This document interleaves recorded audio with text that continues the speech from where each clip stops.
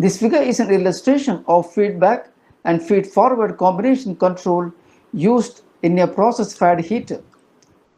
The process gas outlet temperature is measured and sent to a temperature controller which generates an output in terms of the amount of fuel required. This output signal or command is sent to the fuel gas flow control valve FIC. The PIC is a feedback controller with fuel flow gas pressure as set point value.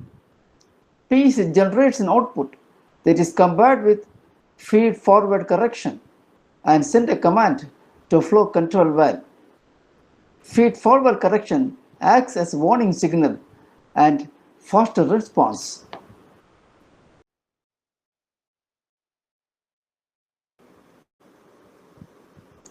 The heater outlet temperature is influenced by the amount of fuel burnt and the heating value, assuming the heater process input. Assuming all other parameters, example, heating value, etc., are constant, the controlling fuel flow gives a direct control on the heat input to the furnace.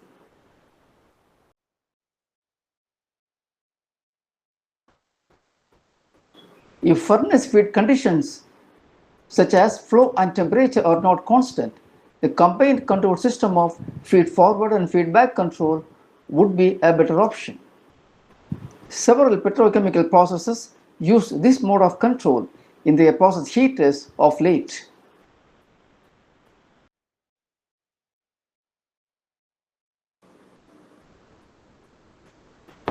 Another application of feed forward and feedback control combo is in the boiler steam drum level control. The stability and responsiveness of the boiler steam drum level control can be maximized with this concept.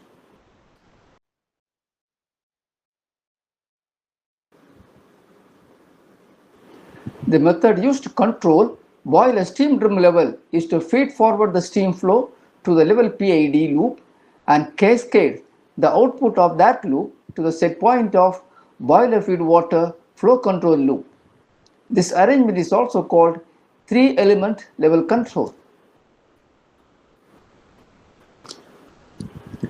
The boiler level control scheme is illustrated in this sketch. The level controller has a set point of say 50%. The LIC is feed forwarded with the steam flow rate exiting the boiler steam drum. The LIC then generates an output and sends it as a set point to the boiler feed water flow controller, which regulates the flow of boiler feed water to the boiler through the flow control valve. This way, any variation of steam flow due to plant load changes, such as the heat duty on the steam generator, is sensed faster, and the LIC responds quickly to adjust the set point and control the boiler feed water flow to the boiler.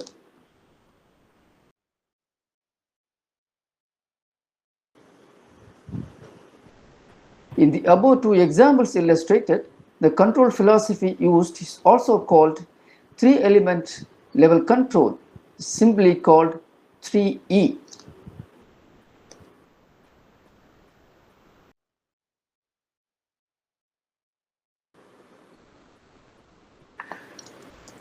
Please subscribe to our channel and get updates on the upcoming courses by pressing the subscribe button. It will motivate us to produce free, knowledge-rich video content for you.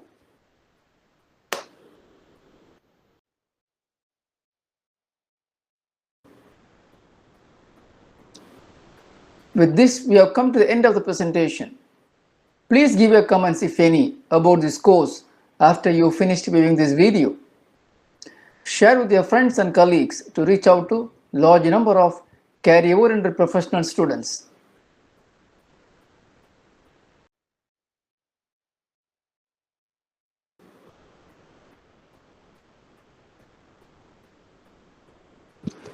Thank you for watching. Hello everyone, welcome to SPEC eLearn, the online learning channel dedicated to chemical engineers.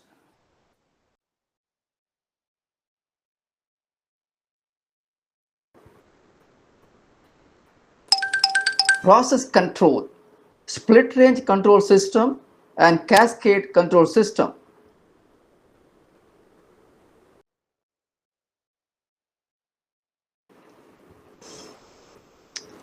In this video course, you will learn the working principle and applications of split range control and cascade control. Please subscribe to the channel. By subscribing, you will motivate us to produce more knowledgeable video content for you. So subscribe now before you forget.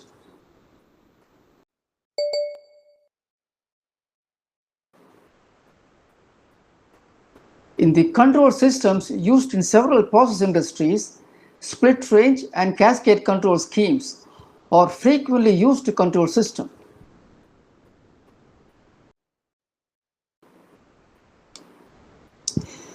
We will discuss these control systems one by one.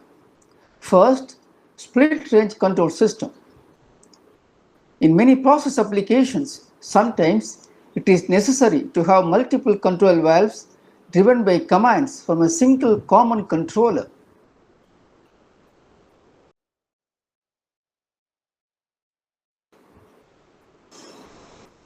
Typically, the system consists of two control valves handling two different fluids.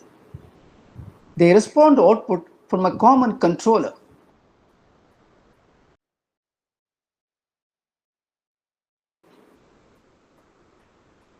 Control valves configured in this way to respond to output from a common controller is called split range control valves.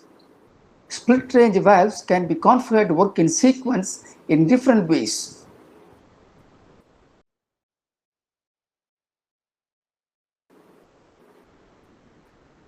But the most widely used in the refineries and petrochemical plants is progressive type split range control.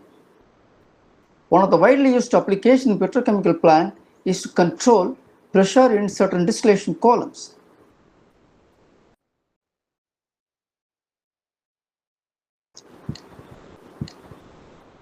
The working principle of a split range control scheme in a distillation column is illustrated in this figure. In many instances, the feed to distillation column consists of light gases which are essentially non-condensables at the operating pressure and temperature of the column. Hence, they accumulate in the reflux drum. Usually, in a distillation column without light gases, cooling water is used to control the pressure. In columns with feed containing inerts and non-condensables, the cooling water flow is not the desired method. Instead, the split range control method is used. Two pressure control valves, one a nitrogen valve PCVA that admits nitrogen into the reflux drum, and another pressure control valve PCVB that lets the non-condensables to go to the atmosphere or by purging.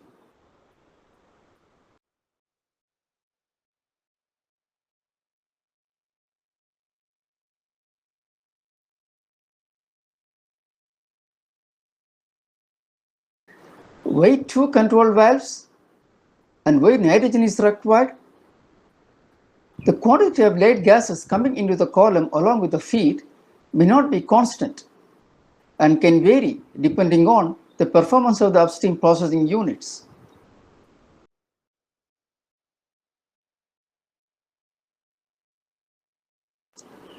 Hence, the mass of the light gases to be purged from the reflux drum through a single pressure control valve will also vary.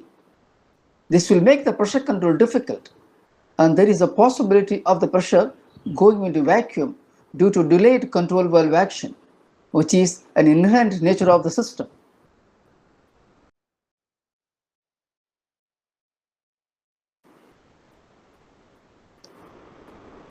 Pressure swing to vacuum is not also desirable from safety point of view in case of hazardous fluids, as the air will enter the column through the leakages. Hence, nitrogen valve PCVA is provided that will admit nitrogen and prevent column going into vacuum and maintain the column pressure at the desired value.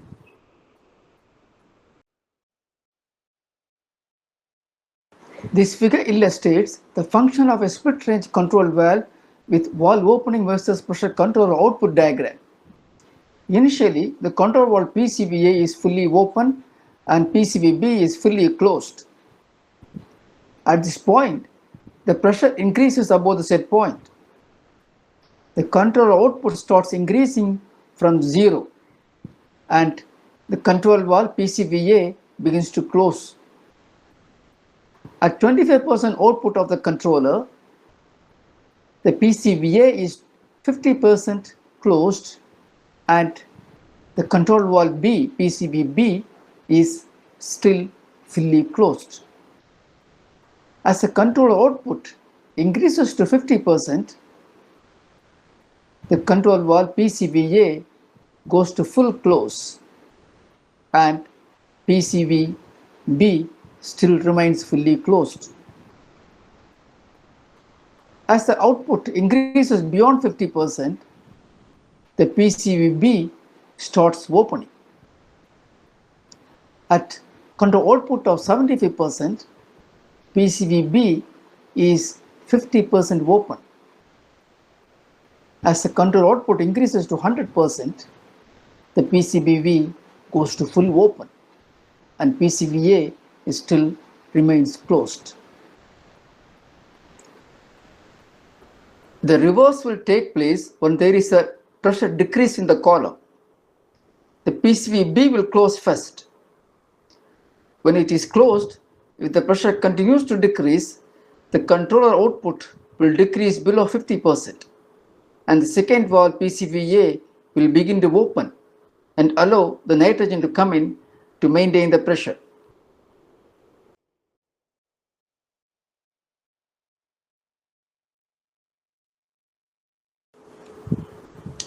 This table presents the controller output to the two split range control valves and their response and position. Control output 0%, corresponding signal output in PSI 0, A valve position full open, B valve position full close. Control output 25%, signal output 3 PSI, A valve 50% open, B valve full close. Control output 50%, signal output PSI 6 PSI, A valve full close, B valve full close. Note, at 50% output, both A and B are fully closed. Control output 75%, signal output 9 PSI, A valve full closed, B valve 50% open. Control output 100%, signal output 15 PSI, A valve full closed, B valve full open.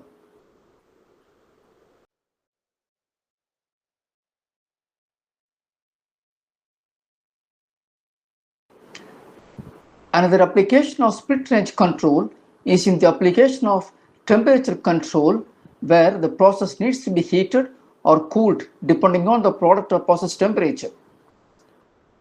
One temperature controller sends output signals to two control valves, cooling medium valve and heating medium valve. If the product has to be heated, then the controlled output signal will be such that the heating medium valve is open, either 50% or 100%, but the cooling medium will remain fully closed.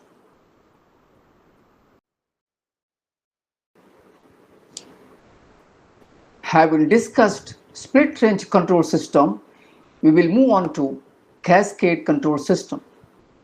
What is cascade control?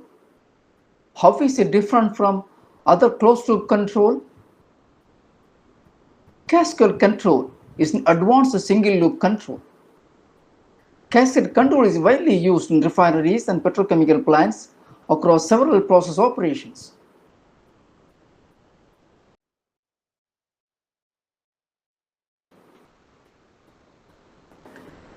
Cascade control involves use of two controllers with the output of the first controller providing the set point for the second controller. The feedback loop for one controller nesting into the other.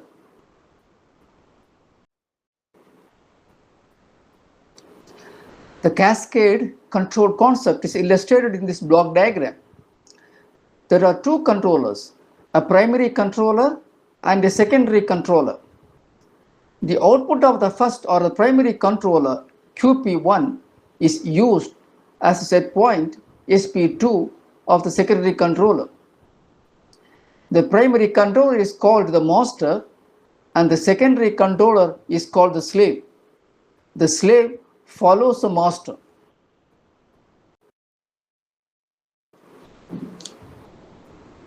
To make your understanding of the concept better, let me give an illustration of a real-world example in a petrochemical plant.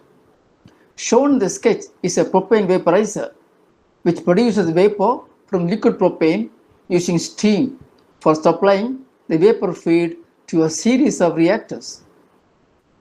Vaporizer level is maintained at around 50% and the steam is allowed to pass through the internal coils. The feed to the vaporizer is monitored with a flow meter and regulated by a flow control valve. The whole scheme works on cascade control concept. The level in the vaporizer is measured by a level measuring instrument and the transmitter signal PV1 is sent to the level controller LIC. The output of the LIC OP1 is a set point to the flow controller FIC, the secondary controller, which also gets a signal from the flow transmitter PV2. The secondary controller output OP2 is sent to the control valve FCV to regulate the propane flow to the vaporizer. The LIC is a master and FIC is a slave.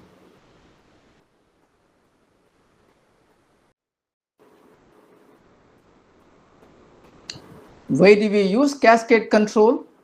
What are the advantages and disadvantages?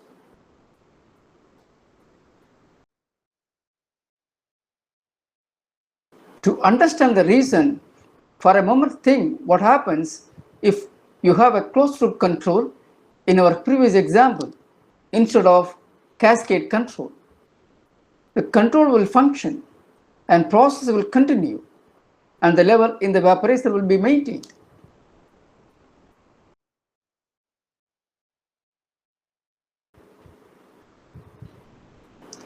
If there is a disturbance, such as an increase in propane pressure in the feed line to the vaporizer, it will cause the flow to vaporizer to increase and the level will rise fast.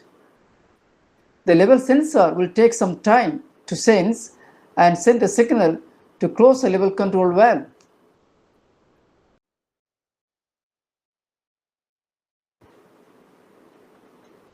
In the case of cascade control, the level is maintained by regulating the liquid feed to the vaporizer through a flow control valve. The flow control loop has a flow sensor which detects the disturbance or flow variation well in advance and sends the output to the controller.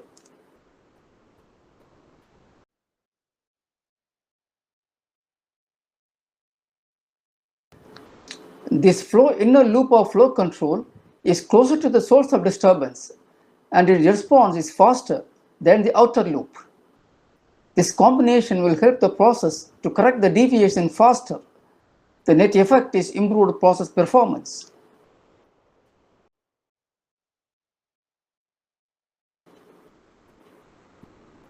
The disadvantage is higher cost.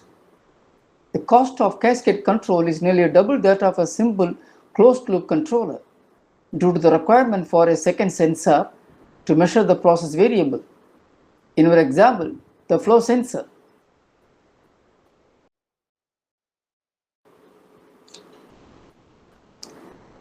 How the cost is higher relative to a simple closed-loop control is illustrated in this figure. The vaporizer pressure control is a simple closed-loop control. The level control is a cascade control. The cascade control has additional sensors and associated instrumentation network. Hence, the total installation cost will be higher.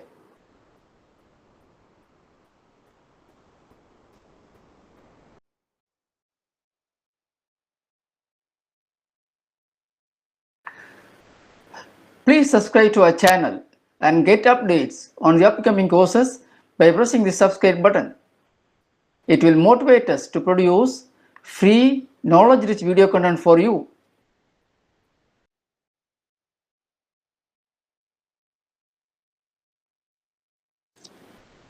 With this, we have come to the end of the presentation. Please give your comments, if any, about this course after you finished viewing this video. Share with your friends and colleagues to reach out to large number of career-oriented professional students.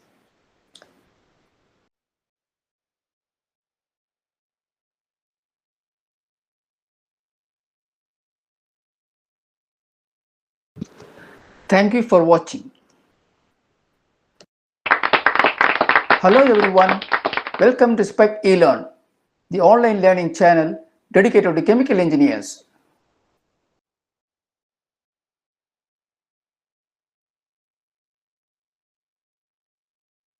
Process control, modes of process control.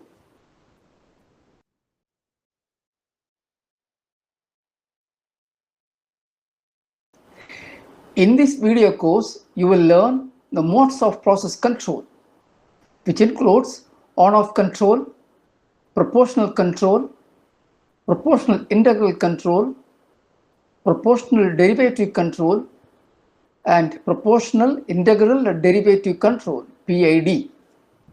Please subscribe to the channel. By subscribing, you will motivate us to produce more knowledgeable video content for you. So please subscribe now before you forget.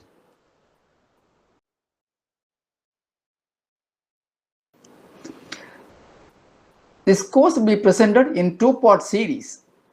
In part 1, we will discuss on-off control and proportional control. In the part 2, we will discuss proportional integral, proportional derivative, proportional integral and derivative control. This video is on part 1, on-off control and proportional control.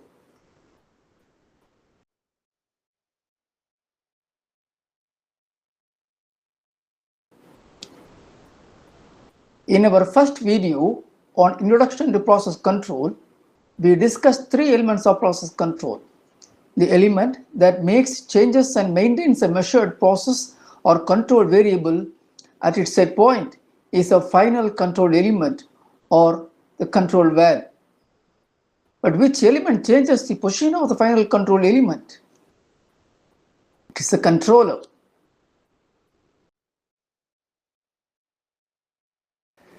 Let us consider the three elements of process control for the pressure control of a distillation column in this figure. The three elements are sensor, controller, and the pressure control valve. The stability of the process is determined by the controller, particularly how it responds to the disturbances or deviation of process variables. The controller response in turn depends on what control algorithm it uses. It is known as the modes of process control.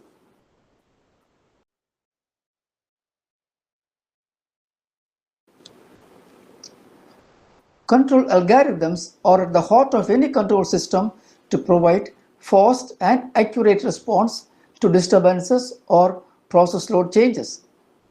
Many process controllers use some form of control mode to control the process. These control algorithms essentially work to lessen the overshoot or undershoot of errors on control loops.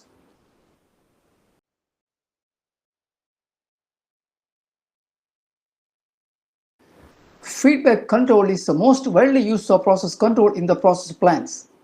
The most commonly used feedback control algorithms fall into two categories: on-off control algorithm, PID control algorithm.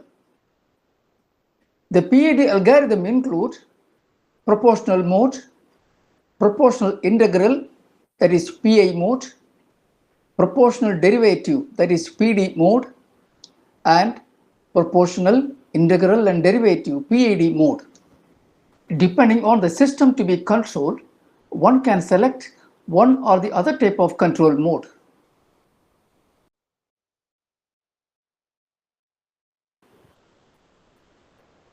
On-off control. On-off control mode is the simplest mode of control.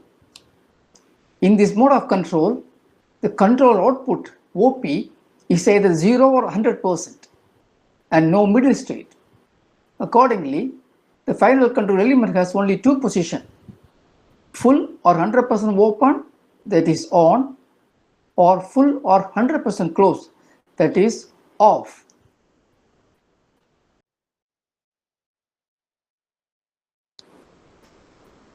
This figure illustrates the principle of follow control. Water is flowing into the tank through a control valve as shown.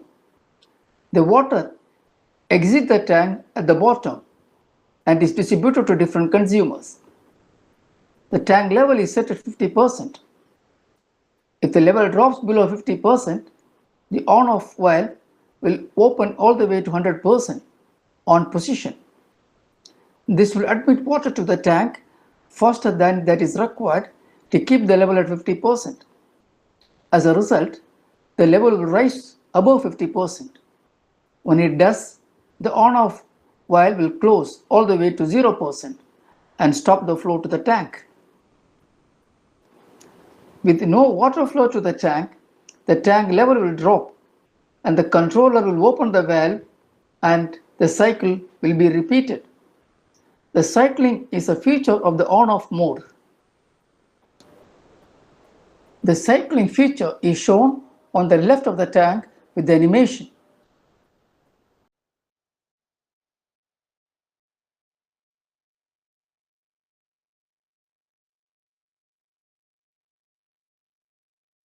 PID algorithm, proportional mode. Before we move on, I would like to make a call to my dear viewers. Your Spec eLearn channel is a one-stop learning and skill development channel for your career. So do not forget to subscribe. Please press the subscribe button right now.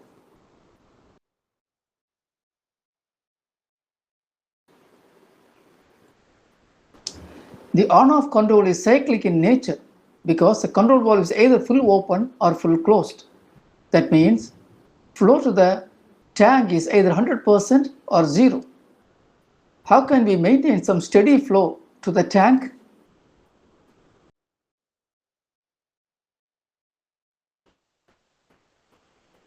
For certain rate of flow exiting the tank, there should be equal amount of flow that should be admitted to the tank. Once this flow is established, let any error that develops cause an increase or decrease in flow to the tank.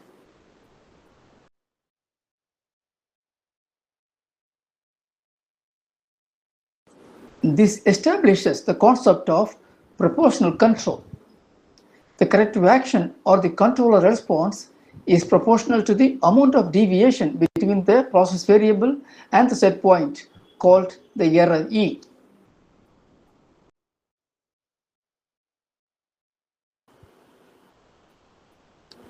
The on-off control valve will not be able to perform the function of proportional control action. You need a control valve that can be positioned at any degree of opening from fully closed to fully open. This is usually a pneumatic diaphragm valve or electric motor operated valve.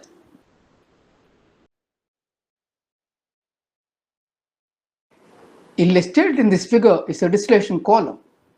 We will focus on the reboiler loop to understand the proportional algorithm because this represents a typical control loop in a refinery or a petrochemical plant. The reboiler uses steam as a heating medium. The condensate flows to a condensate drum, which is under level control.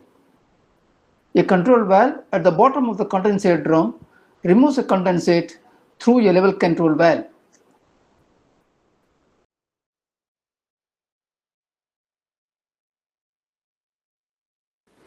The proportional control action is expressed by the relationship MV equal to KCE plus I, where MV is a manipulated variable, KC the controller gain which is adjustable, E is the error, I is the initial value of the MV or the controller output or offset. In the above expression, MV is also equal to output. Kc is the gain, which is a measure of how sensitive the value change will be to a given error.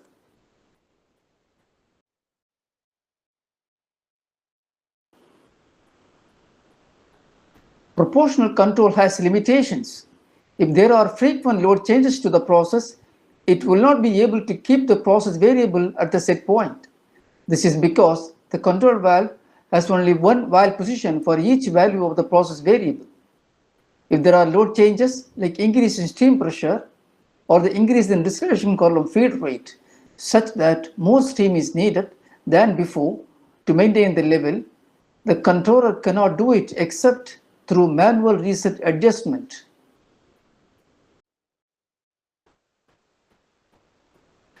This figure shows the response of a proportional controller in response to a positive error with respect to time. When there is step change in error, for example, a positive error equal to x, then the controller will respond by changing the controller output or MV in direct proportion to the error x. The valve opening will correspond to Kc times x.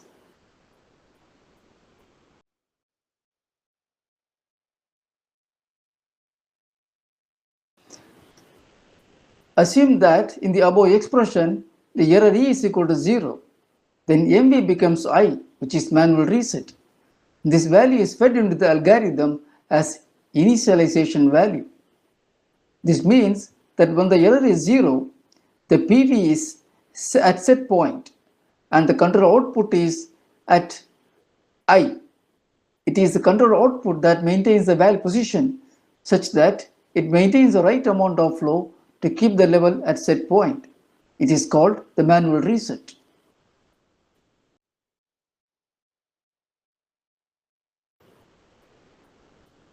If there is a load change, such as an increase in steam pressure, the value of I will change.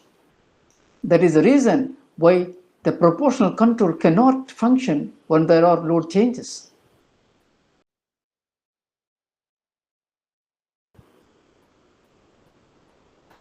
That means the proportional control can initiate corrective action to eliminate the error for only one load condition. When the process load is different from the above load, some error will persist. This error is called offset.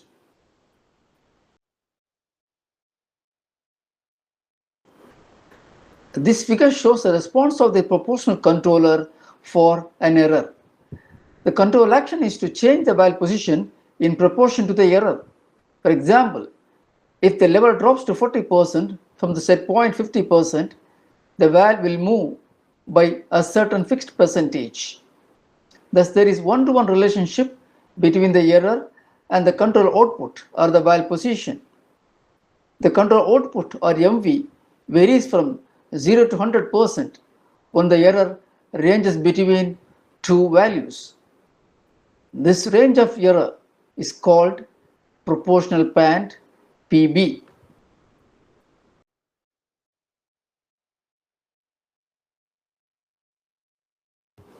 We can define the proportional band as OP equal to 100 by PB times error.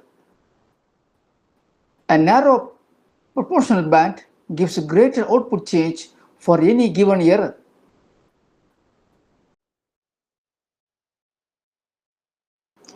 Here we will see pictorially the narrow PB versus wide PB and its impact on valve opening change. Take a look at this figure of narrow proportional band versus valve position. For the given PB, the valve opening is large. Now take a look at this figure where the wide PB versus valve position change is shown. In this case, for the same proportional band, the valve opening is small. When the proportional band is 0, the proportional controller becomes on-off control.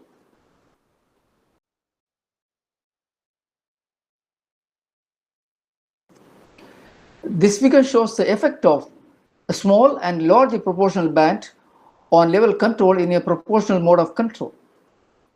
When the PB is small, you can see the cycling persists.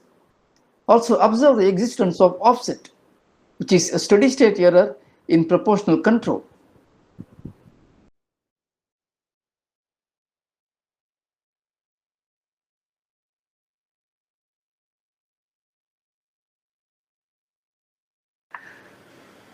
Please subscribe to our channel and get updates on the upcoming courses by pressing the subscribe button. It will motivate us to produce free, knowledge-rich video content for you.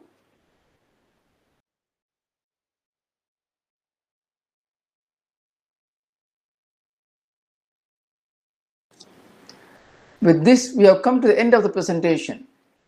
Please give your comments, if any, about this course after you finished viewing this video. Share with your friends and colleagues to reach out to large number of career-oriented professional students.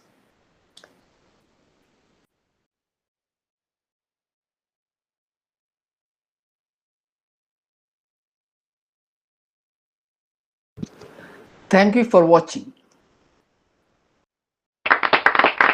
Hello everyone, welcome to Spec eLearn, the online learning channel dedicated to chemical engineers.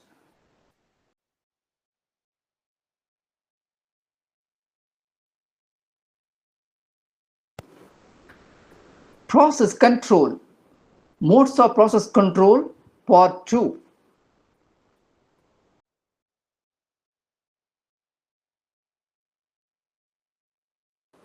Modes of process control, part 2. In this module, we will discuss proportional integral control, PI mode, proportional derivative control, PD mode, and proportional integral derivative control, PID mode. Please subscribe to the channel.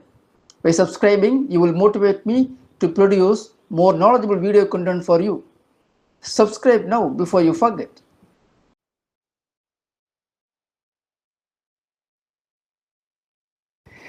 In the part 1 of the subject, we discussed in detail two modes of process control, on-off control and proportional control algorithm. The understanding of the proportional control algorithm is necessary to learn and understand the other modes of control, namely PI, PD and PID control algorithm. Those viewers who have not seen the part 1 are requested to watch the video for better grasping of the concepts. PID algorithm, proportional plus integral mode. Integral mode is also called reset mode. For the experienced viewers, I would like to pose a simple question. How many of you have ever given a thought what type of control mode the plant controllers are using in the plant you are working? If you are not aware, don't worry. This video brings to you what everybody wants to know about.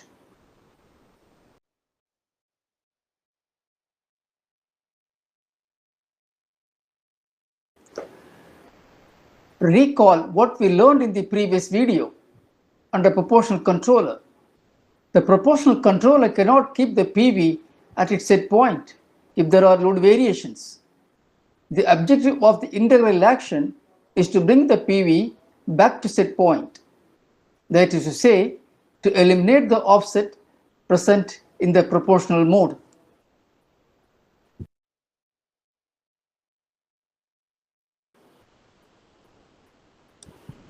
The integral control action is expressed by the relationship mv equal to kc by ti integral 0 to t et dt plus I, where mv is the manipulatory variable, ti the integral time, kc the controller gain, e is the error, and I the initial value of the mv when e is equal to 0. If there is a step change in error equal to x occurs at time t, then the integral mode response will be mv equivalent to kcx divided by ti.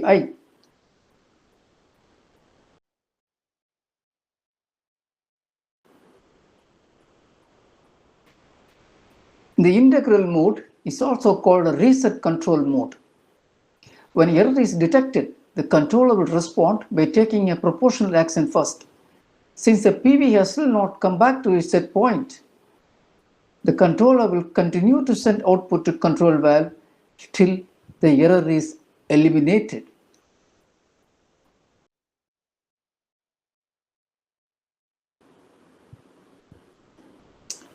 Thus, integral control action is a result of integrated error over time.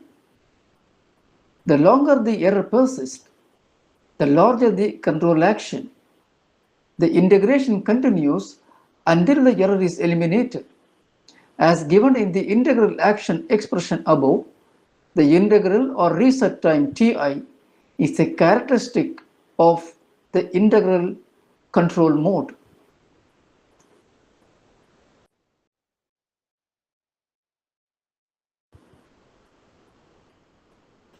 While the integral action eliminates the offset, it takes longer time to stabilize at the set point than a proportional control.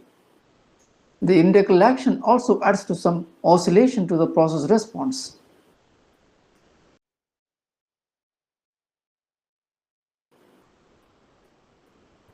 The combination of proportional integral control, called PI control, takes advantage of both control modes, proportional and integral. The MV in the proportional integral mode is expressed by Kc times E plus 1 by Ti integral 0 to T E dt plus I. The PI control action is additive in nature, that is, the change in control output or manipulated variable or the valve position is the effect of contribution of proportional and integral action of the PI controller.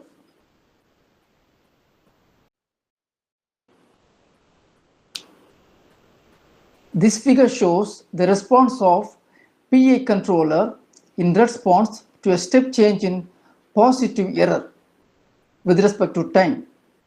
Initial proportional control action followed by the integral response action is illustrated with P plus I expression.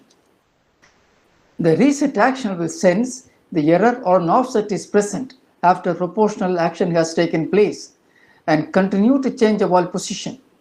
This process will continue further until the error is eliminated.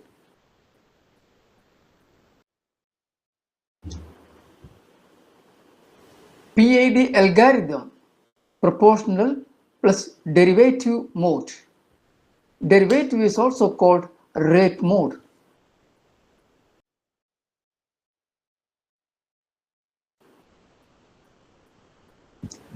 The objective of the derivative action is to bring about a controller response and produce a control output, which is proportional to rate of change of error or process value.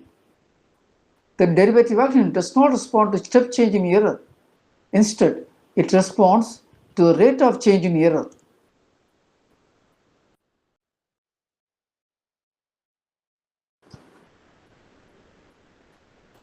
The derivative term anticipates the change and initiates control response.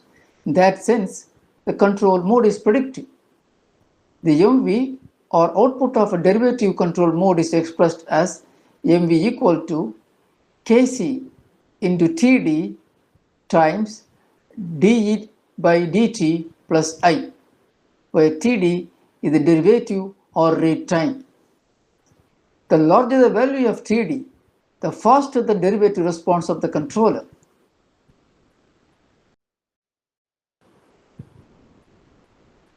This figure shows the response of a derivative or rate controller in response to a ramping error. Observe the derivative response alone. There is a step change in the control output when the rate of error change is detected.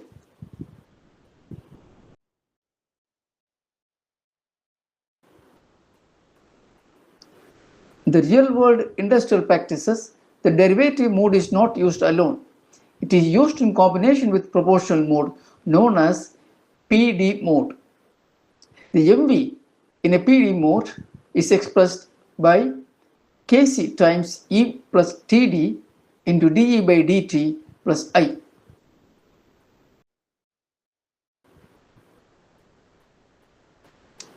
This figure shows the response of a PD controller in response to a positive error with respect to time. Observe the proportional response alone. The rate of change of the valve position of the control valve is slower. The rate of change of valve movement in response of the PD controller action is much faster because of the rate action. That is, the valve position in PD control mode exceeds that of the proportional control action alone.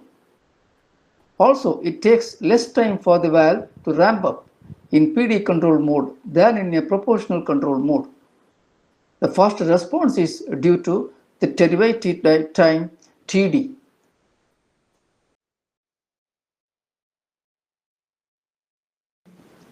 PID algorithm, proportional plus integral plus derivative mode.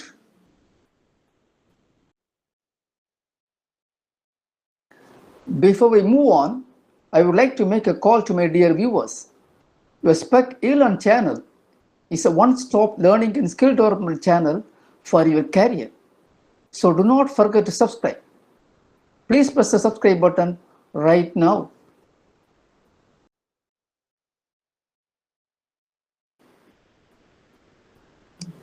The PID algorithm has all the three modes: proportional, integral or reset, and derivative or rate. PID has three adjustable parameters in the algorithm: Kc, the controller gain; Ti, integral time; Td, the derivative time. Kc affects all the three modes. Hence, the valve position in response to an error in the process will be decided by adding the effects of all the three modes.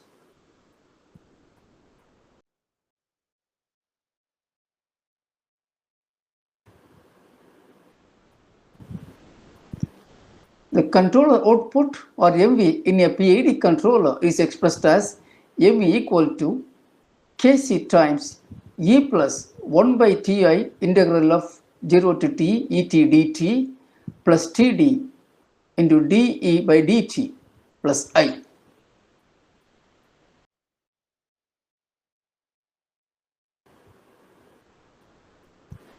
The major advantage of the PID mode is the elimination of the offset with the faster response due to the cumulative benefits of controller gain, integral time, and rate time. But the challenge is that one has to adjust three parameters in one controller: Kc, Ti, Td, for optimum performance.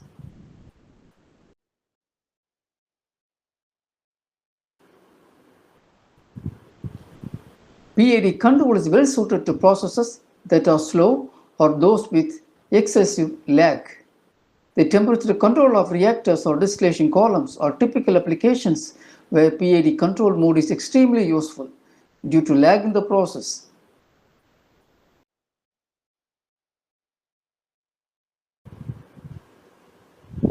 For example, if there occurs a changes in process loads, the system will respond quickly in the case of pressure or level. But temperature change in a system due to the above load changes do not show up immediately due to large holdup of inventory or material in the system.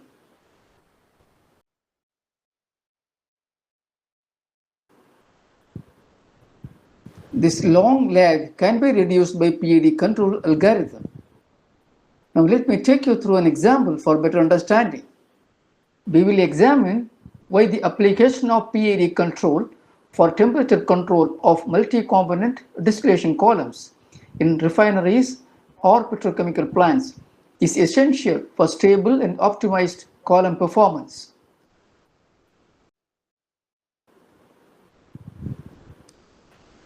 Illustrated in this figure is a distillation column. We will focus on the reboiler loop to understand the PID algorithm for temperature control. The reboiler steam is controlled by the column bottom temperature. Column bottom temperature is related to the energy balance, and the amount of steam supplied to the reboiler is a measure of energy requirement of the column, which is determined by the feed, the reflux ratio, the bottom product composition, etc. Hence, any change in these parameters will have an impact on the column bottom temperature. and it will take time for the system to respond. PA controller will respond slowly. PAD is the most preferred choice for this column control to reduce the lag.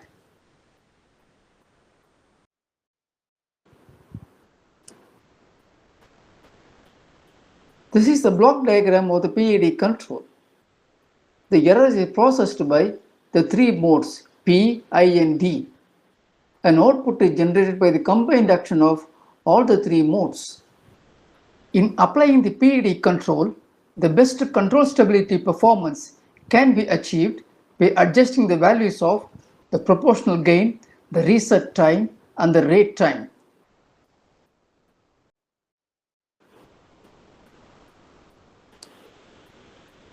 This figure shows the effect of the contribution of the derivative action on the PAD control response. The PA control mode takes longer to respond due to lag time in the process. PAD uses the predictive nature of the derivative mode to respond faster and achieve better controller performance.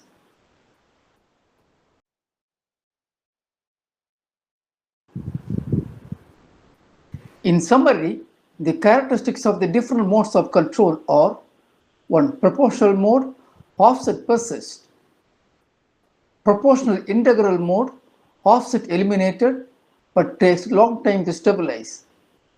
PAD mode, no offset and faster response to error.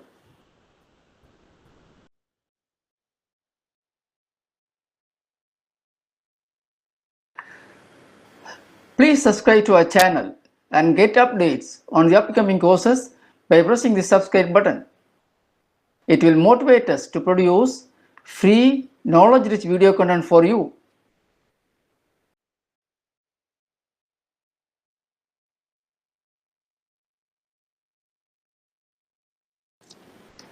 With this, we have come to the end of the presentation.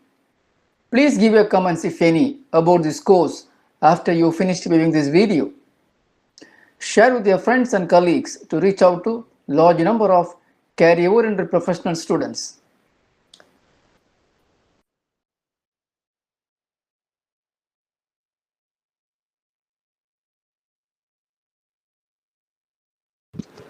Thank you for watching. Hello everyone, welcome to SPEC eLearn, the online learning channel dedicated to chemical engineers.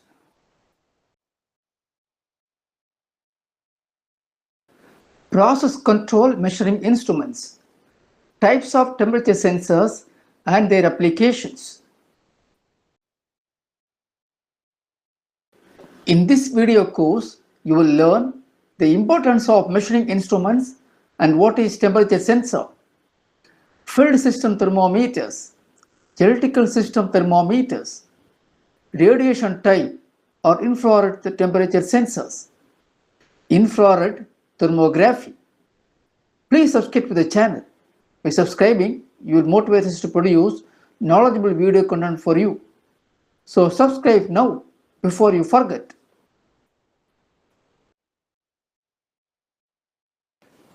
The first step in process control is the measurement. Anything which cannot be measured cannot be controlled. The measuring element is called the instrument. Not just the measurement, but measuring with accuracy is key to reliable operation and control of the process parameter at the desired value.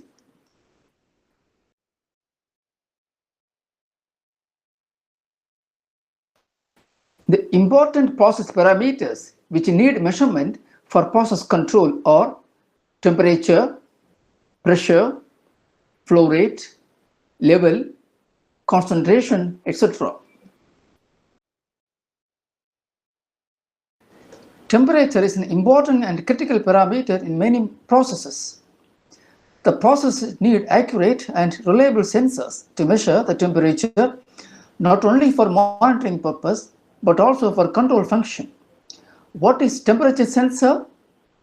Temperature sensor is an instrument that is designed to measure and indicate the temperature in a specific application.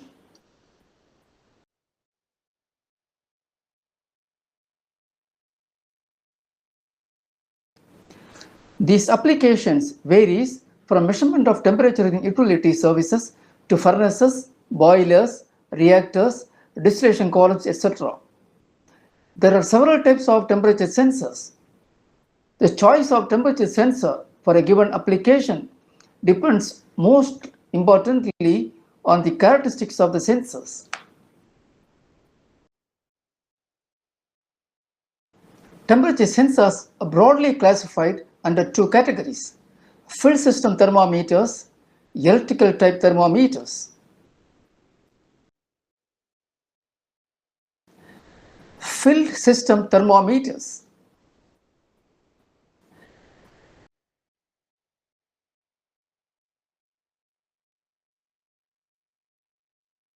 A field system thermometer, also called dial thermometer, is a temperature measuring instrument consisting of the following: a thermal system and an indicating system.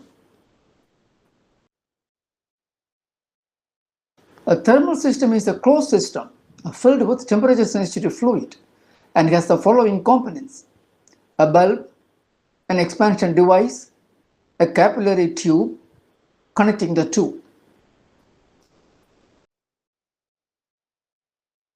There are four types of field system thermometers used in the industrial applications depending on the thermal system: liquid filled thermometers, vapor filled thermometers, gas filled thermometers, mercury filled thermometers.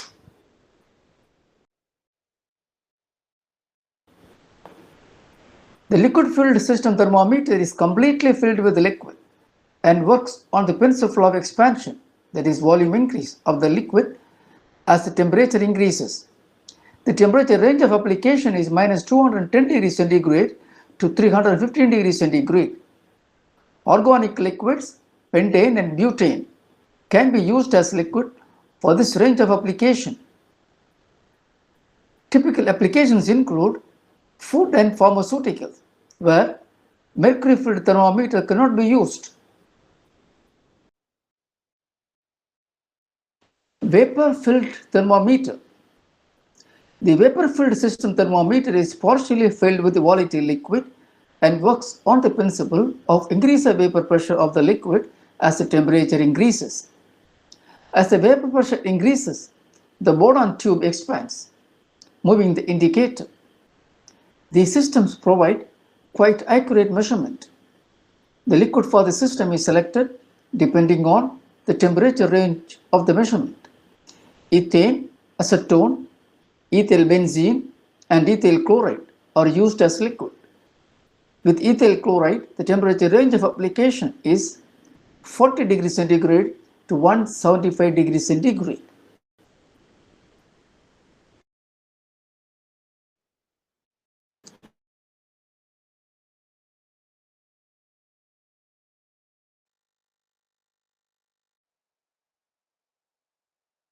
As per the equation, PV equal to nRT.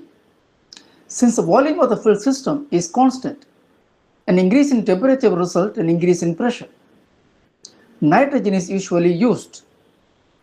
The temperature range of application is minus 210 degrees centigrade to 315 degrees centigrade.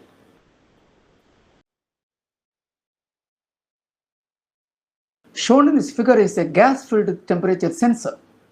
It has a stainless steel bulb filled with nitrogen gas and a long capillary tube for remote fixing of the dial gauge. Gas-filled temperature sensors are used for the widest range of temperatures in the field system category. Applications include chemical processing, control panel, pipeline applications. This figure illustrates that a typical applications of a field system thermometer for local indication of temperature of a liquid flowing through a pipeline in a tank form. Mercury filled thermometer. In this field system temperature sensor, the bulb is filled with mercury metal, which expands as the temperature increases. Since mercury is toxic, it is not widely used in industrial applications. Field system thermometers can be used for direct mounting or remote indications. Gas-filled thermometers can be used for remote indications with capillary length up to 100 feet, whereas liquid-filled systems are used for remote indications up to 25 feet or less. Electrical type temperature sensors.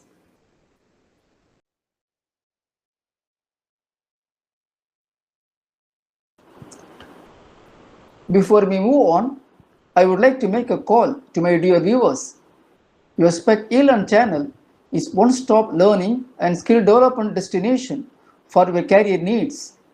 Get instant access to useful career-oriented subjects and become knowledgeable and competent. So do not forget to subscribe. Please press the subscribe button now.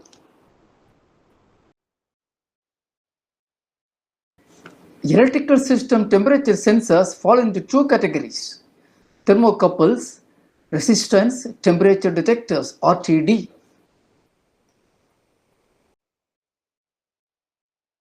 Thermocouples. A thermocouple working is based on Seebeck effect. According to Seebeck effect, when a closed circuit is formed by joining two dissimilar metals at two junctions, and the junctions are maintained at different temperatures, then an electromotive force EMF is induced in the closed circuit. The amount of EMF produced is different for different metal combinations. The EMF produced is proportional to the temperature difference of the junctions. Shown in this figure is a sketch of a thermocouple consisting of two dissimilar metals joined at two ends with one junction kept at the unknown temperature or the temperature to be measured, and the other junction at the reference temperature. The junction kept at the temperature to be measured is called the hot junction, and the other junction is called the cold junction. The thermocouple wires are chosen so that the EMF produced varies linearly with the temperature.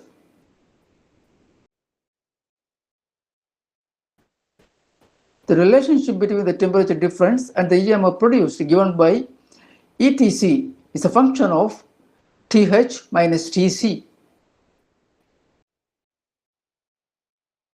where ETC is the EMF generated by the thermocouple in millivolts. TH is the temperature of the hot junction in degrees centigrade. TC is the temperature of the cold junction in degrees centigrade. This table presents the typical thermocouple metal combinations and their temperature range. The EMF developed with the thermocouple vary with the metal combination. For example, copper and copper-nickel combination can be used for temperature measurement from minus 200 to 400 degrees centigrade. Shown in this figure is a thermocouple temperature sensor. Note the cold and hot junction as marked.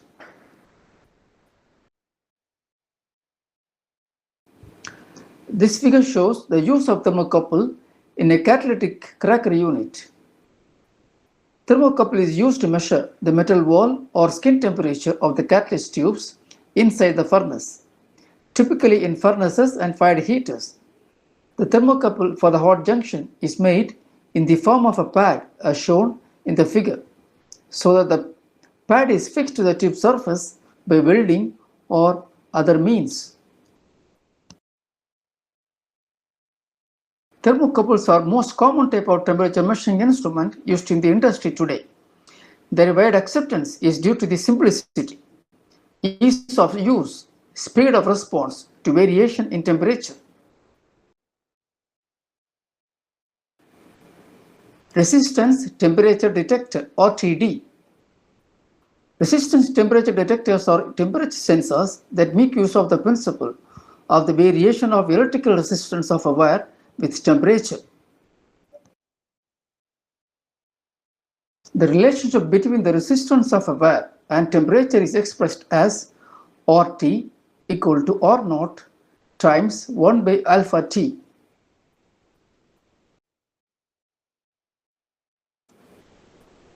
Where RT is the resistance at temperature T. R0 is the resistance at temperature reference temperature, usually at 10 degrees centigrade. T is the temperature of the medium being measured. Alpha is the temperature coefficient of resistance. RTD used in industries are usually made of platinum, nickel, or copper. Platinum RTD is the most common type of RTD used in the industrial applications because platinum has excellent corrosion resistance, excellent stability over a long period of time, and can be used for a wide range of temperatures. Platinum RTD is used for temperature range from minus 200 degrees centigrade to plus 800 degrees centigrade.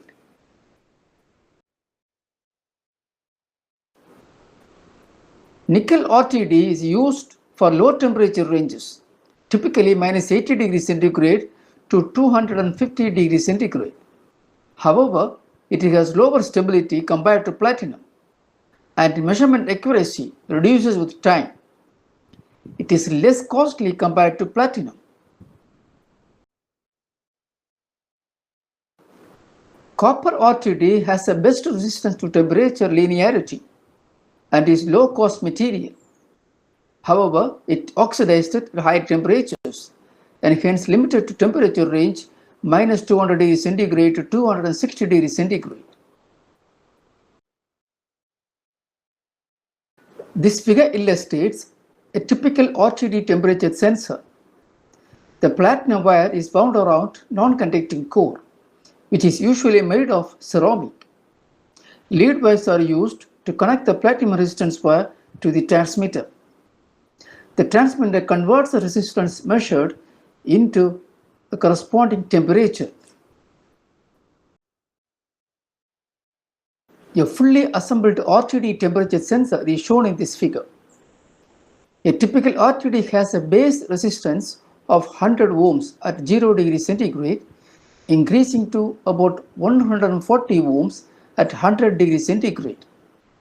Though platinum is the most widely used RTD, the major disadvantage is its cost.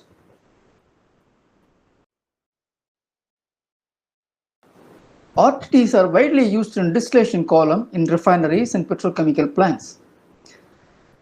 They are the de facto standard for distillation columns. However, thermocouples are used when the temperature of the fluids to be measured exceed the maximum allowable limit of RTD sensors, 800 degrees centigrade.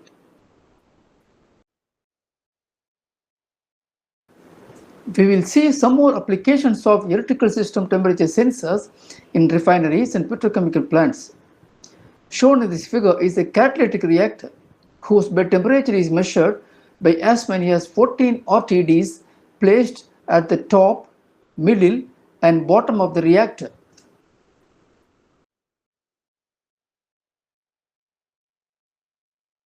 This figure shows another application of RTD in a multi-stage centrifugal compressor. The compressor has 7 number of RTDs installed in the process loop for monitoring the suction and discharge temperature of each stage.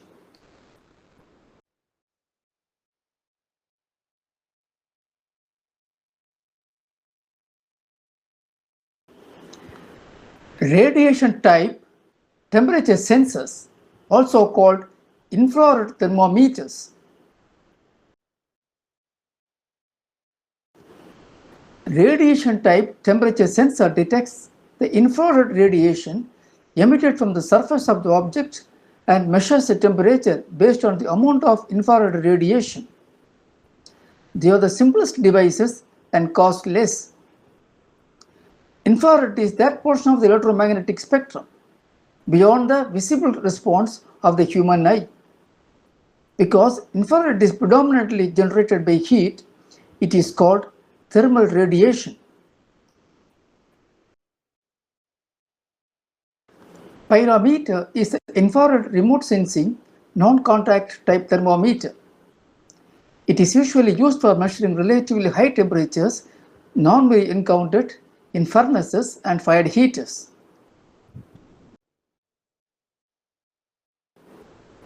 The optical system of the pyrometer focuses on the energy or the radiation emitted by the high temperature surfaces on the detector. The detector is sensitive to radiation. The output of the detector is proportional to the radiation energy emitted by the hot surface less the amount absorbed by the optical system. Since the radiation energy is a function of the surface temperature of the tube, the pyrometer detector output is indicated as surface temperature. Shown in this figure is an infrared temperature sensor. It is the emissivity of the tubes that is used by the pyrometer for measuring the temperature. Emissivity defines the fraction of the radiation emitted by the object compared to that emitted by a perfect radiator, that is a black body, at the same temperature. Emissivity is simply a factor by which we multiply the black body heat transfer to take into account that the black body is the ideal case. Thus, the pyrometer output is expressed as thermometer output proportional to epsilon times T, where epsilon is emissivity, a dimensional number is equal to 1 for a black body. T is the object temperature. Infrared thermography. Infrared thermography is used in refineries and petrochemical plants for monitoring critical assets such as fired heater tubes and coils, catalytic reactors, and their refractory conditions.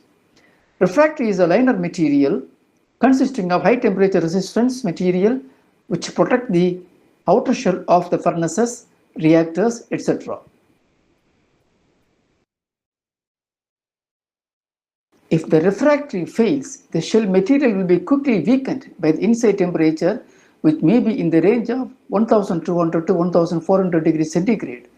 This poses a significant risk of equipment failure. Infrared thermography, also called thermal imaging, is used to monitor and survey the conditions of refractory, lined catalytic reactors, piping, and fired heaters on a regular basis, and process team uses the data for preventive maintenance if needed.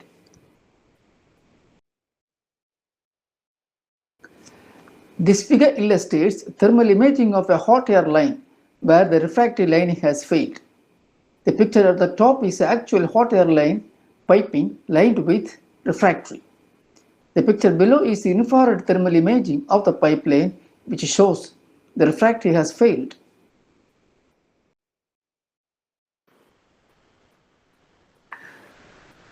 Please subscribe to our channel and get updates on the upcoming courses by pressing the subscribe button. It will motivate us to produce free, knowledge-rich video content for you.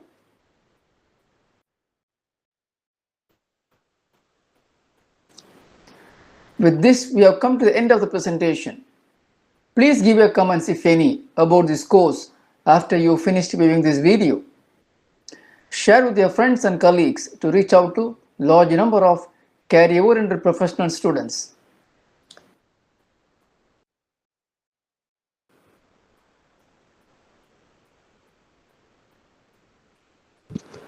Thank you for watching.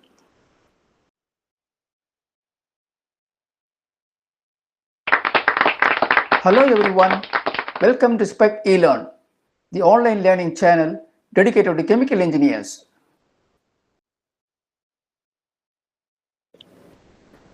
DARATIS, understanding the principles and design considerations. In this video course, you will learn why DARATIS is required for boiler, the operating principles, the design considerations, and construction features. Please subscribe to the channel. By subscribing, you will motivate us to produce knowledgeable video content for you.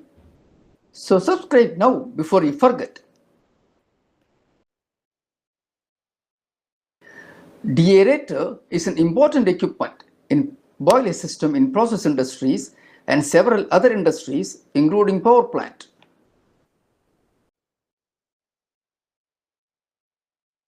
Corrosion of condensate in boiler tubes is a major concern in the above industries. While corrosion is a general topic that will be covered separately later, this discussion focuses on corrosion by dissolved oxygen and carbon dioxide in condensate and boiler and the removal by mechanical means. Oxygen in the condensate sets up corrosion cell. The iron from the condensate pipe and steam system dissolves by the above corrosion cell formation. The corrosion reaction and metal dissolution in water is explained by the two reactions below. The first reaction forms a ferrous hydroxide protective layer on the metal surface. Iron plus 2H2O giving rise to FeOH twice plus H2. The dissolved oxygen water then reacts with the ferrous hydroxide protective layer and forms insoluble deposit called rest. 4FeOH twice plus O2 plus H2O giving rise to 4FeOH thrice. Similar effect is possible from the presence of carbon dioxide in the steam system. When the steam containing CO2 starts to condense in the heat transfer equipment, the CO2 dissolves the condensate, forming carbonic acid. 2H2O plus 2CO2 giving rise to 2HCO3 plus H2. The carbonic acid is a weak acid and dissolves iron from the condensate pipes and vessels. Effect of corrosion products. Having understood how dissolved oxygen and carbon dioxide in condensate system and make up boiler feed water causes corrosion, let us move on to find out how it impacts the boiler tubes.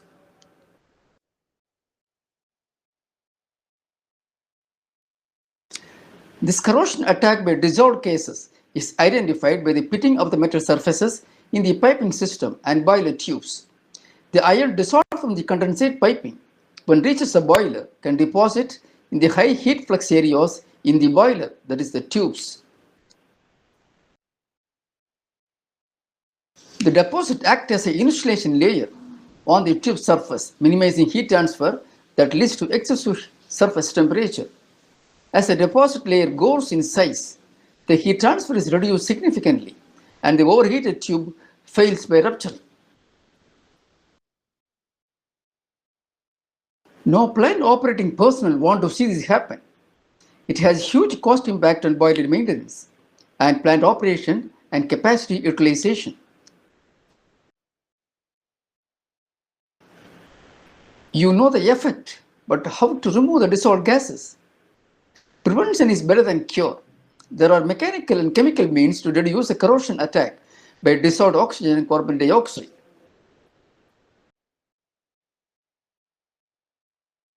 Chemical means will be covered separately. This video focuses on the mechanical means, that is, by deaeration. What is deaeration? Deaeration is a removal of dissolved gases such as oxygen and CO2 from the condensate and boiler feed water before it is fed or returned to the boiler. Deaeration is based on two principles. The first principle is a Henry's law that states that gas solubility in a solution decreases as the gas partial pressure decreases. The second principle is that the gas solubility in a solution decreases as the temperature increases and as it approaches the saturation temperature, that is the boiling point. How do you apply these principles in the deaerator to remove the dissolved gases?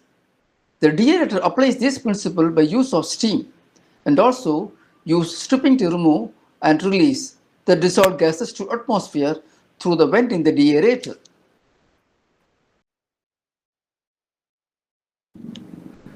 Shown in the figure below is the design and construction features of deaerator system. The deaerator system consists of a deaerator and a holding tank located just below the deaerator. The removal of dissolved gases takes place in the deaerator, which consists of several rows of perforated trays fitted inside. Steam is admitted to the deaerator at the bottom.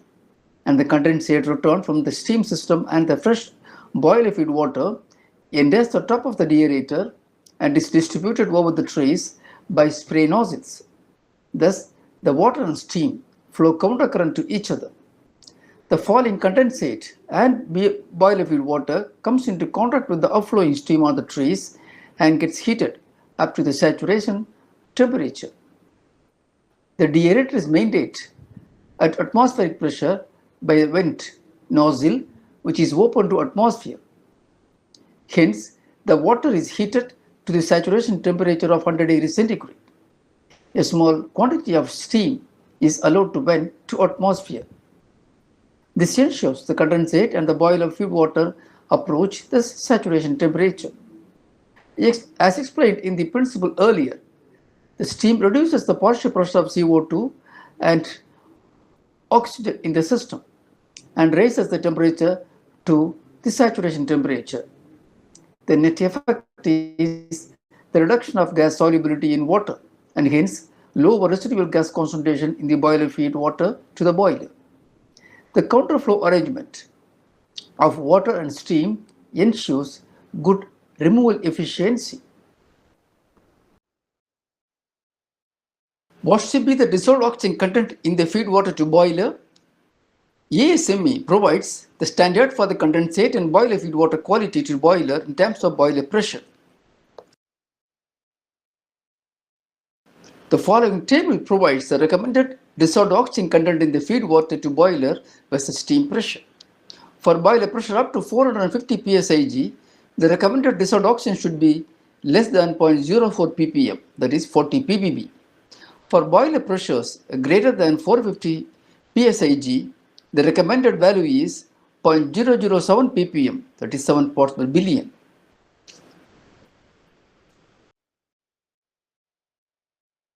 Deaerator design aspects. Three important design parameters in the deaerator are pressure in the deaerator, turbulence and sufficient residence time, and steam requirement. Pressure in the deaerator. Operating pressure of the deaerator depends on the amount of gases to be removed. For very low level of oxygen concentration, low pressure, slightly above atmospheric pressure in the range of 0.2 to 0.5 bar G is preferred. Turbulence and residence time. Turbulence helps in breaking the surface tension of water and aids in release of the gases. The residence time must be sufficient enough to shift the gases of water. Perforator tray section provides a turbulence as the steam passes up through the perforations. The number of trays is selected so as to give sufficient residence time. Steam requirement. The quantity of steam required depends on the ratio of the boiler feed water makeup and the condensate returned. Higher the boiler feed water makeup, larger the quantity of steam needed. As explained before, the steam is needed to heat the condensate plus makeup water to the saturation temperature in the deaerator vessel. In addition, small quantity of steam is required to physically strip the gases and release them to atmosphere through the vent. Most of the steam admitted to the deaerator condenses on the trays. A small fraction of steam is lost with the dissolved gases in the vent. Steam requirement can be obtained by making a steam balance by specifying the condensate and makeup water temperature and ratio of makeup water to condensate returned. If the deaerator system receives the returned condensate at high pressure, then it will generate some quantity of flash steam. The flash steam generated should be subtracted, and the steam that is lost with non-condensables in the vent should be added.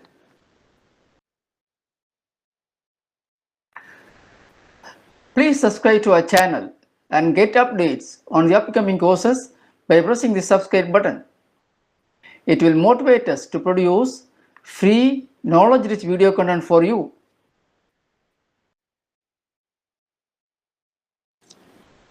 With this, we have come to the end of the presentation. Please give your comments, if any, about this course after you finished viewing this video. Share with your friends and colleagues to reach out to large number of career-oriented professional students.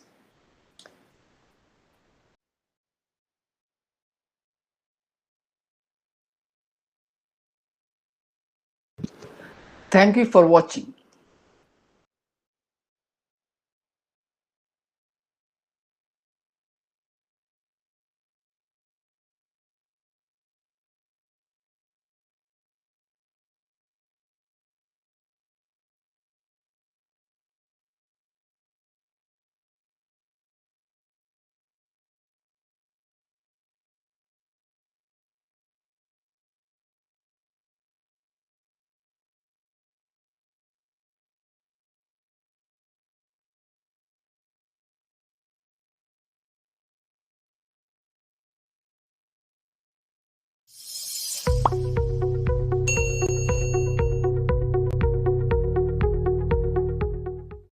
Hey everyone, welcome to Simply Learn. Today, we will be learning the Project Management Fill course. We will begin this video by talking about what project management is, project planning, how can it be done using Excel, cost, quality, communication and other forms of management, the best project managing tools, how you can prepare for the PMP exam, the role of a project manager, interview questions, and much more. By the time we are done, you'll be well versed with some of the most important concepts in project management. For this training with me, we have our specialists Chandra MR and Ishan. Together, they will take you through these different topics. So, let's start by answering our first question. What is project management? So before we begin, make sure to subscribe to our YouTube channel and don't forget to hit that bell icon so that you can never miss an update from Simply Learn.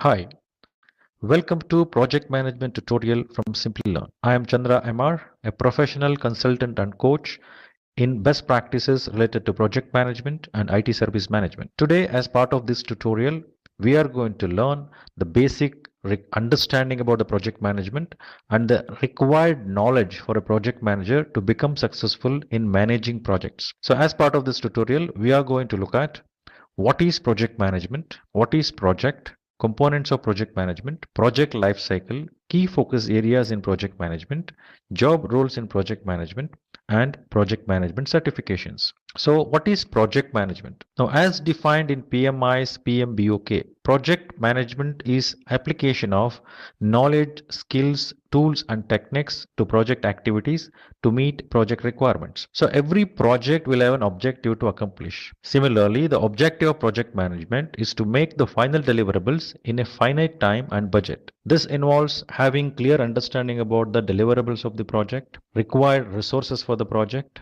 resource in terms of human resources, technical resources, financial resources, etc. Project manager should have a full picture of those aspects. We can call it project manager should have a full view about a project and what is that this project has to accomplish. That objective should be clear.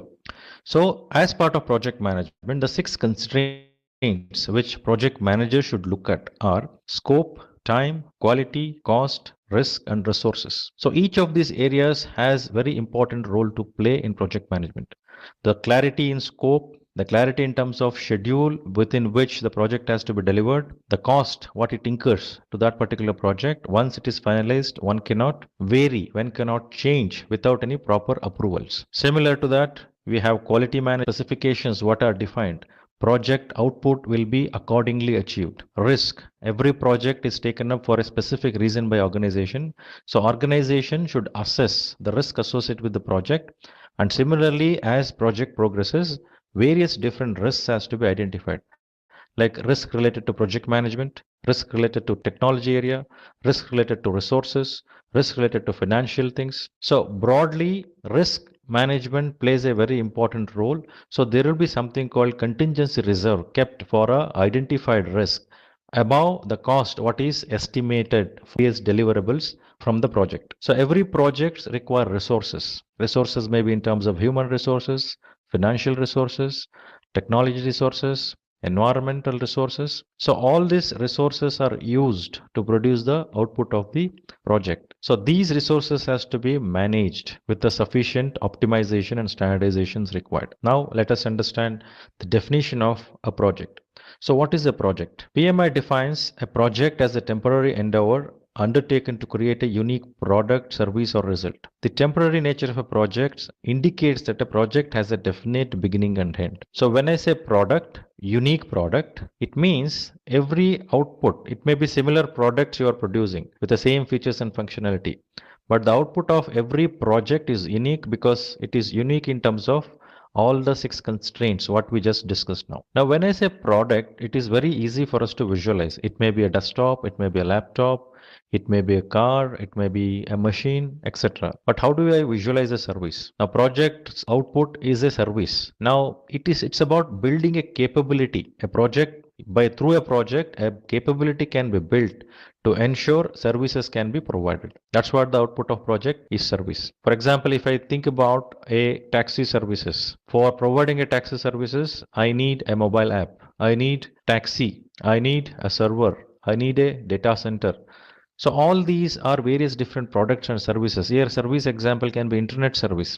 So combination of all these services and products builds the capability for an organizations who can provide the taxi services. So building that capability, we say it is an output of a particular project which is called service. Similarly, results can be improvement of something, improvement in customer satisfaction, increase in some specific objectives or specific results needs to be achieved in performance perspective. So output of every project will be unique product or a service or a result. This we need to clearly understand. So when we say there is a definite beginning and end, every project starts at a certain point in time and ends at certain point in time. So it has a definite beginning and end.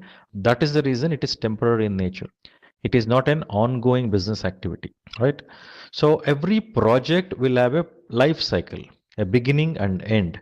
So when it starts till end, until the result or a service or a product which comes as an output of a project life cycle is not ended. So interestingly, in a product life cycle or in a service life cycle, you come across many project life cycles. So one project life cycle means one project is initiated to introduce a product or services. Next project or initiated would be to enhance the capability of a service or a product. Next project initiated after some time is to optimize something. Similarly, at the end of the product life cycle, project is initiated to retire that product or services. So in a given product life cycle, there may be multiple project life cycle. So what is involved in the project life cycle? It involves 5 areas, 5 groups we can call it as. So initiation, planning, execution, monitoring, and closure. So when I say initiation, it's all about understanding what is project, giving the basic understanding of the project, collating the details, and having key stakeholders identified. Once that is done, one will move towards planning. So here in the initiation, it is very clearly one has to understand is project is worthwhile of doing. So one has to check the feasibility, one has to measure that particular investment is making sense, and then confirm, yes, it makes sense to invest. Now next, planning. As we have a basic understanding of, yes, this project has to be done, and a discussion with the key stakeholders have happened, now that moves towards planning. Now in planning, one will understand the project in entirety. If it is a waterfall approach, one has to have a clear articulation of entire project, a comprehensive details, holistic approach. Now if you're going in a project in an agile way of approach, now in this planning you may have a big skeleton. As you go in each of the iteration, you may go deep dive into detailed planning if it is an agile approach. So planning provides you the clear insight towards what needs to be done in this project, how it has to be done, and what are the results which can be achieved out of that particular project. So this involves making that a clear blueprint of an project objectives, what we are supposed to achieve. So this will become a reference point throughout the project life cycle. Then execution. As you have a blueprint of the project, as the direction of that project is set, detailing of the project has been made, one will go ahead and implementing it. So execution phase involves the allocation of resources and making the deliverables as required. You acquire resources, you configure a resource, you ensure right resources are acquired. If it is human resource, one has to educate that human resource with the project required knowledge or details. or one has to provide that assignment in such a way that skills of that individuals, what they should have is acquired by those individuals so that deliverables can happen, and they needs to be managed. The entire team needs to be managed. For that, a clear structure has to be created. Similarly, when you do technology resource perspective, those components has to be tested, configured, then integrated, again tested for and check the performances. So collective action of this results in a deliverable during the execution. So as the deliverables are happening in the execution, it is quite obvious project manager has to monitor, review, control that particular deliverable, and also the processes, tools, resources used during the project, even those needs to be monitored so that they are complying to the defined processes. So during monitoring, there may be a deviation one can found. During monitoring, there may be the project is running the way it is required. So in this monitoring phase, it involves an action from project manager to monitor and control the work of the project. So comparing with the blueprint of plan, what is accomplished, what is created during the planning phase of this project, and as the execution happens, monitoring and control is monitoring it and checking is that activities what is being done is according to the plan or not. Similarly, the deliverables which comes as an output of a project are tested thoroughly, whether those have a specific features and functionality and are they functioning the way it is required. Now project has to be delivered to the scope what is defined. It should not go beyond that or below that. Similarly, the schedule what is made for the project, within that schedule project deliverables needs to be accomplished within the cost what is budgeted for the project. So during the project, project manager may find there are certain deviations which are occurred. There are additional challenges which has come in. So for this reason, one has to ensure continued monitoring as the execution happens and identify those deviation and ensure whenever there is a deviation, there is a correction. Whenever there is an additional things coming in, that needs to be considered carefully whether that need to be involved as part of this deliverable or should be taken it separately. So this requires a lot of conversation with all the stakeholders of the project during the entire project life cycle, especially during planning, execution, monitoring and control, since they are not the one which is happening in sequence. So planning can also come back again where there is something which you may require to modify. So you may require to have a change in the blueprint itself by adding that new change which is coming in. So you go back to planning. So planning, execution, monitoring and control are going hand in hand so that project deliverables are happening as needed. Similarly, all the process, work instructions, all those templates what is given are used. One is complying to those requirements. It is very important. And project is done within the scope, schedule and time and the quality metrics defined. Then as the completion of the project happens, as the monitoring and control says, yes, deliverable has happened according to the requirement, then the project moves to the closure. The closure may be closure of a specific project phase, a milestone deliverable or a phasal deliverable, or it can be a deliverable at the end of the project, which is the ultimate deliverable. So processes in closing has to be triggered whenever there is an end of the phase, whenever there is a deliverable to conclude, and also at the end of the project to conclude the entire project. So during the closure, one has to ensure capturing all the details in terms of what is accomplished against what is defined, what went wrong, what went well, what is the learning one has to take to the next level or to next phase or to the next project. And at the same time, a sign off has to be obtained formally and everything should be summarized and have a good handshake with the project stakeholder, mainly a business or customer. And also disseminating of team means you will dismantle the entire team and send them back to their specific units or specialization, and they may get assigned to new project, or if it is a functional, they can go back to their functions to do their functional activities. So that was about entire project life cycle, what happens. Now while doing this, I mentioned there are 6 constraints, that is scope, schedule, cost, quality, risk and resources.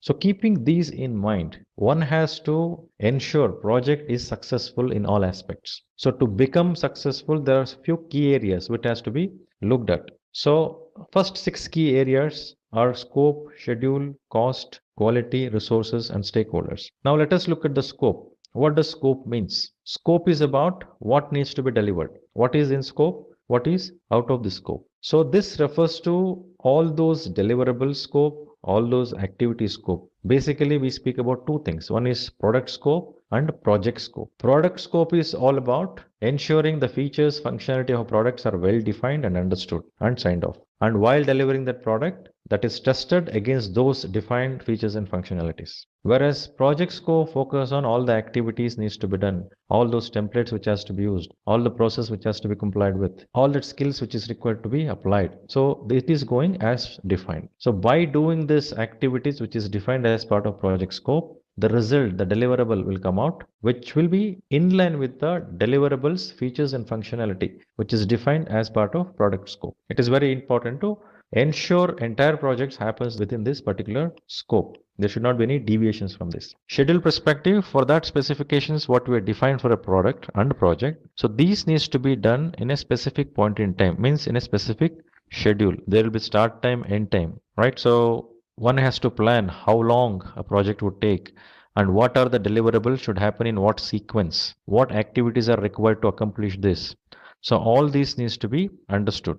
So while performing the schedule management, one has to look at a specific deliverable at a specific point in time by applying a specific set of activities required. So this will tell you the duration of the project. This will provide you the sequence of project.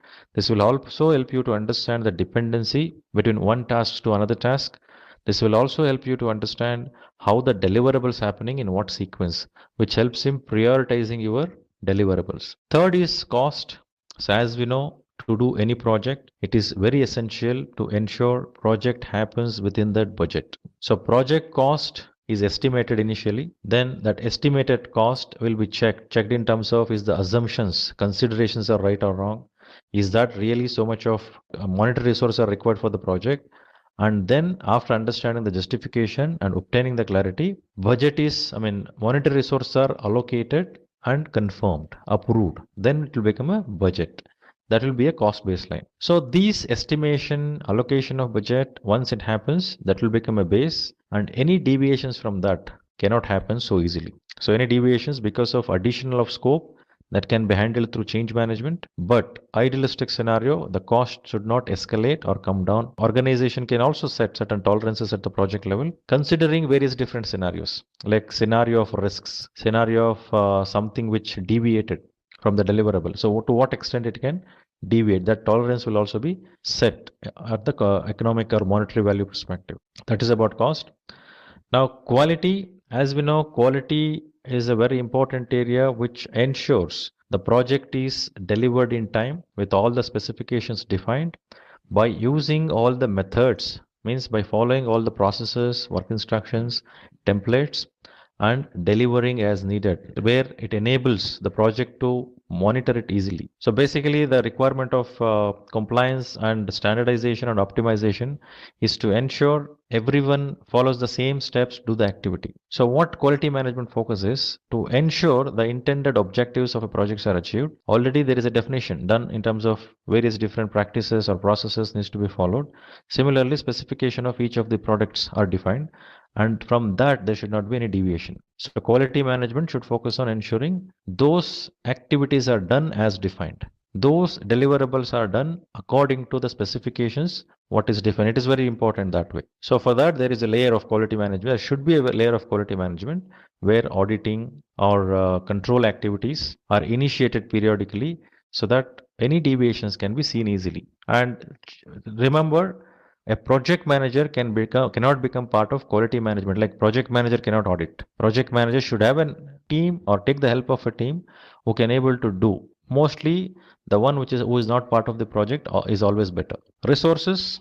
Now, as I mentioned earlier, every project needs resources. It may be human resources, it may be technology resources, it may be any other resources which are required to do the project. So organization acquires resources, configured and then deployed.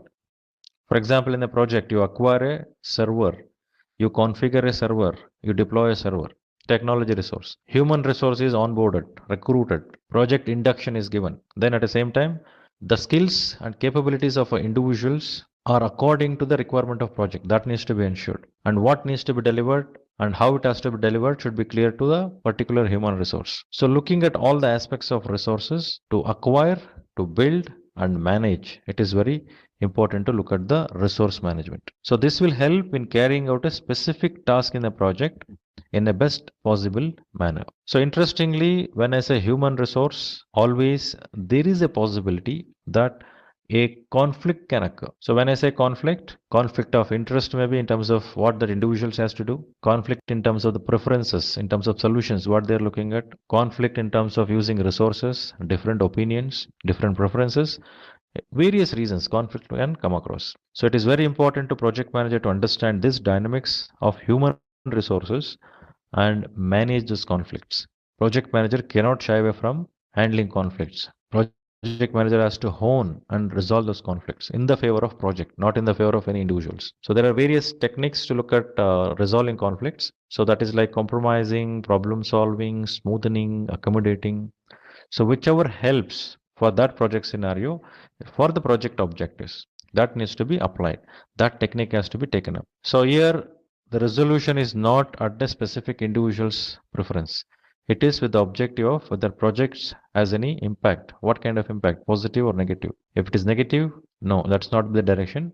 The direction should be ensuring project gets that value through this conflict resolution. So project manager should own it. It's an accountability of a project manager. Then as the human resources are acquired, there are 5 stages.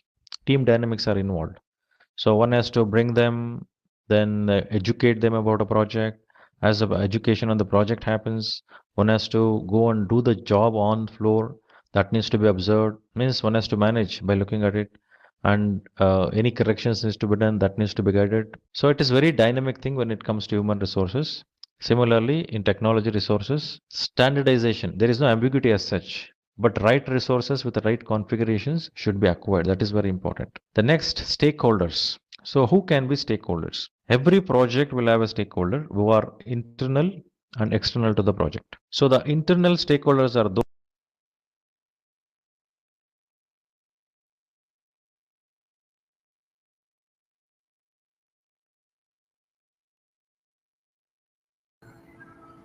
Rồi cái này nó qua cái video khác rồi ha, không cần coi cái này.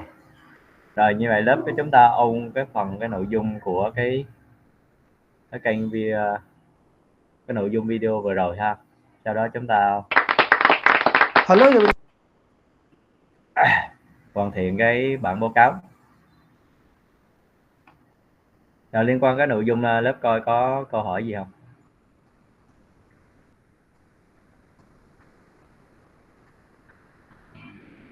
Rồi dữ rồi. Hello everyone.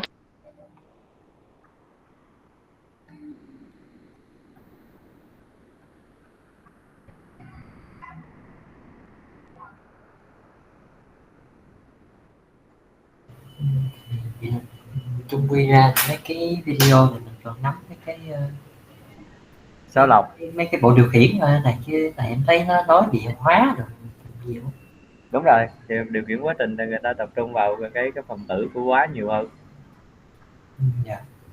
Thì là chủ yếu mình rút ra được mấy cái điều khiển nhiệt độ với điều khiển mấy cái. Không, mình phải soạn tìm hiểu đầy đủ cái nội dung chứ, không phải là mình lấy ra chọn ra để tìm hiểu đâu. Mình tìm hiểu tất cả các nội dung hả?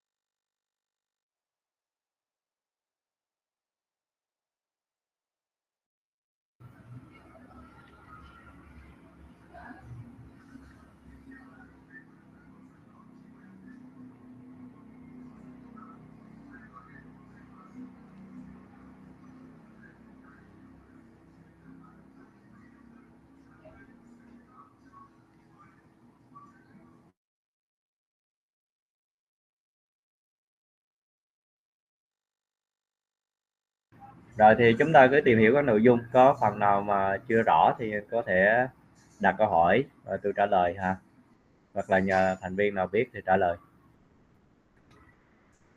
Rồi nếu không có thắc mắc gì thêm thì hôm nay chúng ta chỉ xem phần đó thôi ha. Rồi chúng ta dừng, hẹn gặp lại vào tuần sau ha.